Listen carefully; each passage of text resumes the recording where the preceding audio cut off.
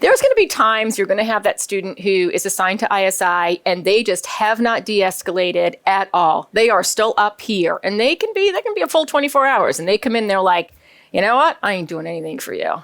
And when they come in that way and they're that brick wall, I'm not going to get into a power struggle with them. I'm just going to say, hey, listen, this is a seat that you can have here, or you can have this seat. They're going to sit in that seat, and they're going to have it all on. They got it all going on here. All right. It's like, yeah, you think you're going to make me do something? Yeah, not today. I've had some kids who refuse everything and they just sleep. That's not okay either, because you have a responsibility to work with us in school today.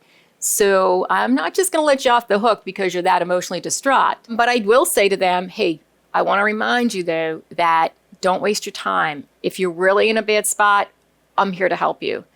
But I don't want to have you be sitting here all day tomorrow because you refuse to do anything in here. If you don't feel you can do everything you're supposed to do while you're assigned in here, I get it. You're having a rotten day. But you got to do 3 or 4 things, or you're back here tomorrow, and that's just going to stink.